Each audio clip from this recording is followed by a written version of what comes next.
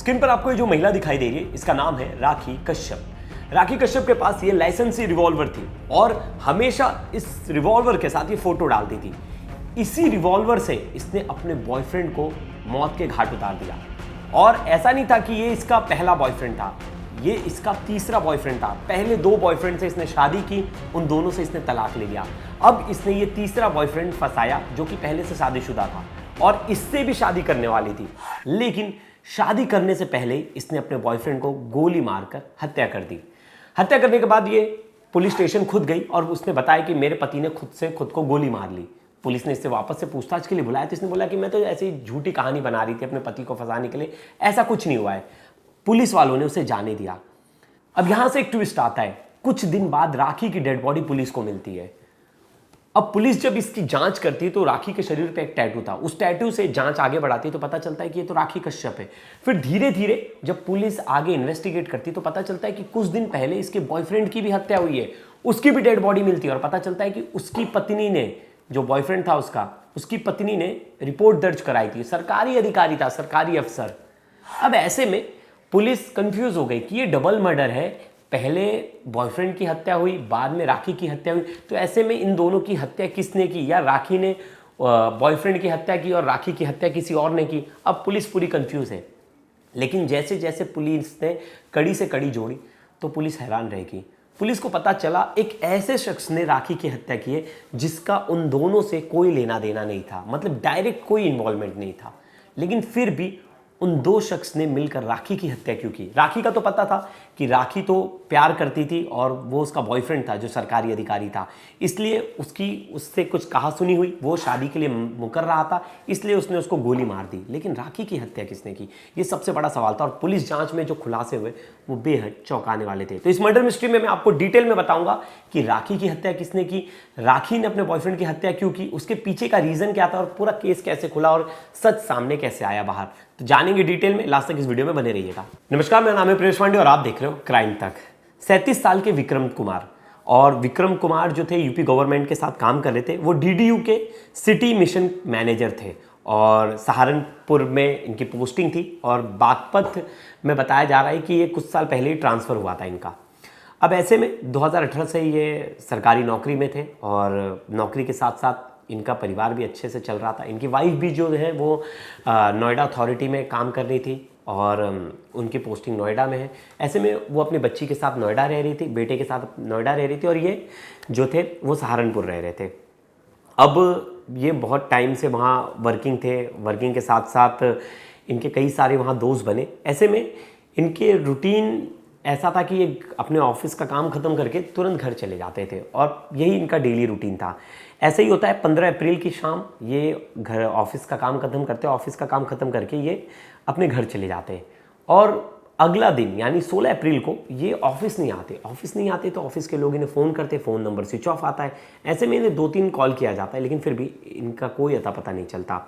अब फ़ोन बंद मिलता है तो ऑफिस के लोग जो है वो उनकी वाइफ को इस बारे में बताते हैं। उनकी वाइफ भी जब फ़ोन ट्राई करती है तो उन्हें भी नहीं मिलता। अब धीरे धीरे जो है उनको लोग ढूंढना शुरू कर देते हैं, उनकी वाइफ भी ढूंढना शुरू कर देती हैं।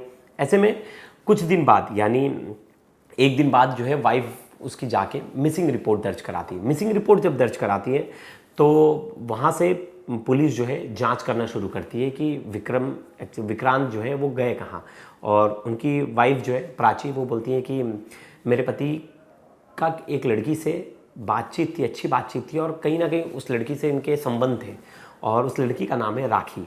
और राखी जो है वो मेरे पति को गायब करवा सकती है, वो मेरे पति को बहुत बार धमकी देती थी और राखी का जो पहला पति है वो भी मेरे पति को धमकी देता था। ऐसे में पुलिस कंफ्यूज हो गई। पुलिस बोली कि अच्छा ठीक है, हम राखी से पूछताछ करते। तो पुलिस ने राखी को बुलाया और राखी से पूछताछ की तो राखी ने एक झूठी कहानी बनाई। राखी ने कहा कि मैंने तो मिली ही नहीं लास्ट टाइम और मेरी बात हुई थी, फिर उसके बाद वो चले गए थे, मेरा कुछ लेना देना नहीं है उनके साथ। और ऐसी झूठी कहानी बना के वो पुलिस स्टेशन से वापस आ जाती है। पुलिस देखती है कि इसके पास लाइसेंसी पिस्तल है। पुलिस बोलती है लाइसेंसी पिस्तल जमा कर जाओ।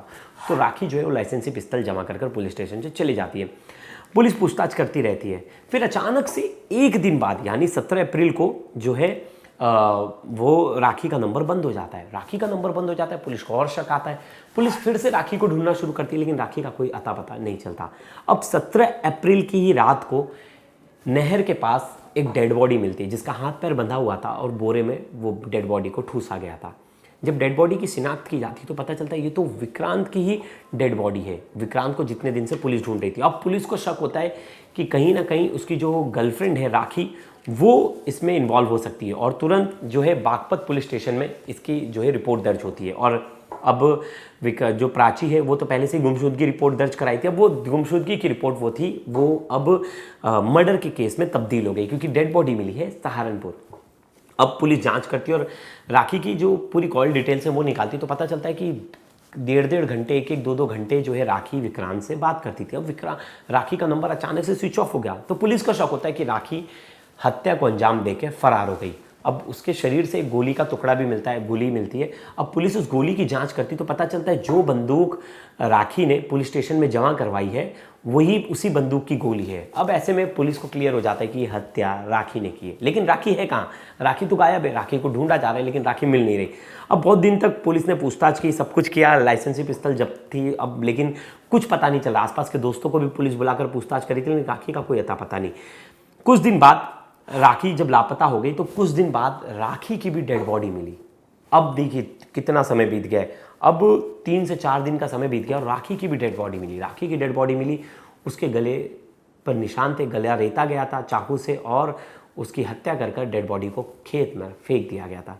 अब ऐसे में पुलिस हैरान हो गई। पुलिस ने फिर और जांच शुरू कर दी, पुलिस ने लास्ट कॉल डिटेल्स वगैरह निकाली तो पुलिस को 2 नाम सामने आए और वो दोनों नाम थे इन दोनों के बेस्ट फ्रेंड के। एक था सुधारस चौहान जो कि बीजेपी का युवा नेता था पूर्व में पहले, और एक था कपिल चौहान। ये दोनों जो थे, ये दोनों से लंबी लंबी बातचीत थी वो राखी की, पता चली पुलिस को, पुलिस कॉल रिकॉर्ड्स में वो चीज़ें सामने आई।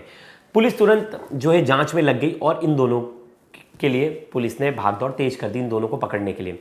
इसमें से जो सुधारस चौहान था ये पहले गायब था, इसके बारे में पुलिस को कोई इन्फॉर्मेशन नहीं मिली थी, लेकिन कपिल चौहान जो है पुलिस के हत्थे चढ़ गया। पुलिस ने इसे पकड़ लिया तो कपिल चौहान ने जो कहानी बताई वो बेहद हैरान करने वाली थी।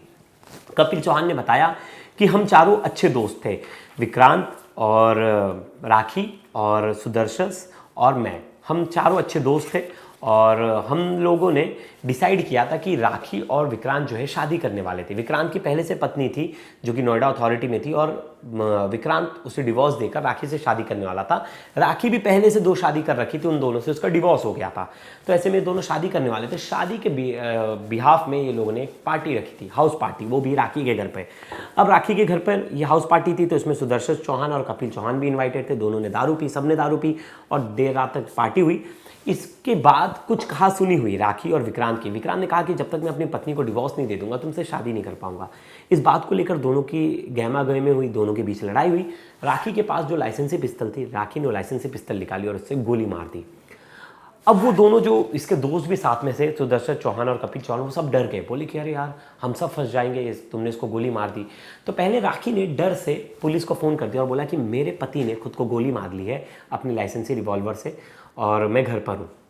जब पुलिस दोबारा फ़ोन करती है और पूछती है कहाँ हो, क्या पता है बताओ, हम आते हैं, तो उसने फिर बहाना कर दिया कि नहीं मैं तो झूठ बोल रही थी अपने पति को फंसाने के लिए, लेकिन ऐसा कुछ नहीं है, सब कुछ नॉर्मल है। तो पुलिस यहाँ से उससे अपडेट नहीं लेती, ना कुछ पूछती है और पुलिस उस कॉल को वहीं एंड कर देती है। अब उसके जो दोस्त हैं वो कहते हैं कि यार लाश को ठिकाने लगाना पड़ेगा, नहीं तो हम सब फंस जाएंगे। जो राखी है वो उन दोनों को बोलती है तुम दोनों मेरी मदद करो नहीं तो तुम भी फंसोगे। तो ऐसे में वो डर जाते हैं, वो दोनों भी बोलते हैं ठीक है हम तुम्हारी मदद करेंगे, और ये लोग ले जाते हैं, डेड बॉडी को बांधते हैं और कहीं दूर ले जाकर सहारनपुर में फेंक देते हैं, हाईवे के पास, हाईवे के किनारे में जो जंगल था।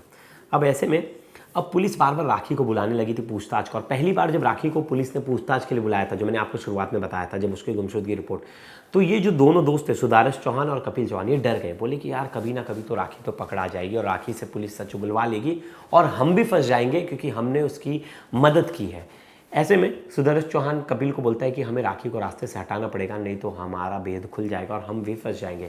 ऐसे में दोनों बोलते हैं कि ठीक है, हम राखी को प्लान कर बुलाते हैं फार्म हाउस पर, और फार्म हाउस पर बुलाकर हम राखी की हत्या कर देंगे। अब देखिए 2 दोस्त थे, दोनों दोस्त का कोई लेना देना नहीं हत्या में, उसने सिर्फ राखी की मदद कर दी थी। अब उन्हें लग रहा था कि राखी पकड़ा जाएगी तो वो भी फंस जाएंगे। ऐसे में वो दोनों प्लान करते हैं कि अब हम राखी की हत्या कर देंगे। ऐसे में राखी को वो फार्म हाउस से बुलाते हैं। राखी जब फार्म हाउस से पहुंचती है तो राखी की भी ये दोनों मिलकर हत्या कर देते और राखी की डेड बॉडी को फेंक देते। अब इन्हें लगता है कि अब कोई पकड़ में ही नहीं आएगा, राखी भी गायब है, विक्रांत भी गायब है। लेकिन जैसे जैसे दोनों की डेड बॉडी मिलती है और पुलिस जब जांच करती है, दोनों की जो मोबाइल लोकेशन देखती है, फिर कॉल डिटेल्स देखती है, तो कॉल डिटेल्स में निकलकर सामने आ जाता है कि कपिल चौहान है और दूसरा दोस्त है सुदारस चौहान। सुदारस चौहान बीजेपी युवा मोर्चा का नेता रह चुका है पूर्व में।